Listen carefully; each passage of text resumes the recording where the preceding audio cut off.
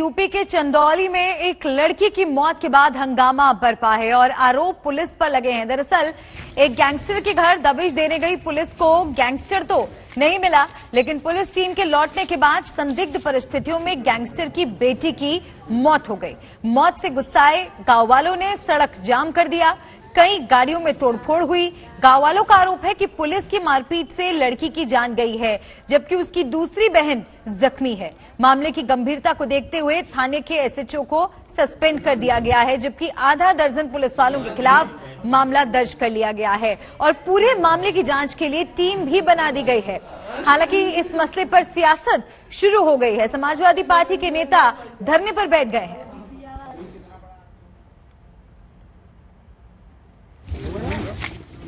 तो चंदौली के सैयद राजा का ये पूरा मामला है। सैयद राजा में गैंगस्टर हिस्ट्री शीटर कन्हैया को पकड़ने गई पुलिस पर हमले के मामले ने अब तूल पकड़ लिया है। इस केस में गैंगस्टर की बेटी की संदिग्ध हालात में मौत हो गई।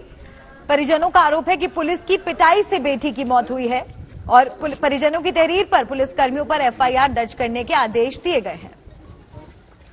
जी, हमारी यहाँ पे छोटी सी दुकान है गिट्टी बालू छड़ सीमेंट की।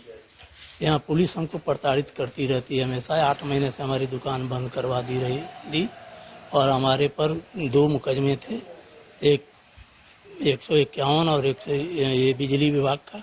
उस पर हमारे पर गुंडा एक्ट लगा दिए। गुंडा एक्ट लगा के हमें जिला बदल कर दिया।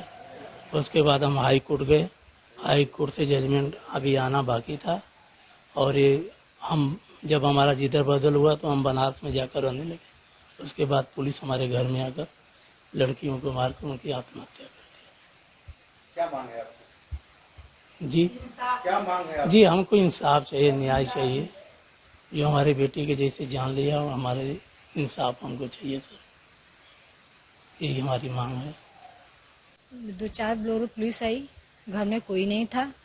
ये लोग सीधे प्रवेश किए, हम लोग छत पे थे। हम लोग नीचे आए तो धड़ाधड़ सब दरवाजा किसी चीज से मारे और हम बंद कर रहे थे, दरवाजा खुला और वो आते हम लोग बोले क्या हुआ सर, क्यों आप लोग घर में आए बिना वारंट के, किसी घर में कैसे घुस सकते हैं आप? तो वो लोग कहने लगे कि आप तुम लोग गुंडे की बेटी हो और तुम लोग को यहाँ से उठवा के ले जाएंगे, तो हमको सर ऐसे क्यों कर रहे हैं आप लोग? तो फिर मारने शुरू कर दिए हमको मारे। फिर दीदी वहाँ से आई, देखी तो उस दूसरे रूम में भागने लगी तो वो सब उनको भी मारने लगे।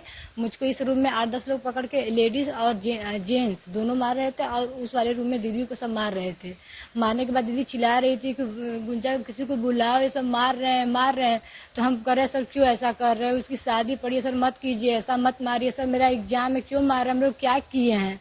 उसके बाद ये लोग नीचे से कुर्सी लेके गए उस रूम में, हम यहाँ पे थे। हमको सर आप लोग क्या कर रहे, उसका हाथ पकड़े, मेरा ब्लड उसके हाथ पे लगा। पुलिस वाले के 2-3 लोगों को रोकने की कोशिश किए, लेकिन उसके बाद वो लोग नहीं माने। फिर कुर्सी अंदर लेके गए और फिर वहां से बाहर चले आए। तो हम गए तो देखे तो ये लोग मार कर दी को वहाँ पे साड़ी से बांध कर लटका दिए, ताकि ये साबित किया जाए कि ये आत्महत्या है।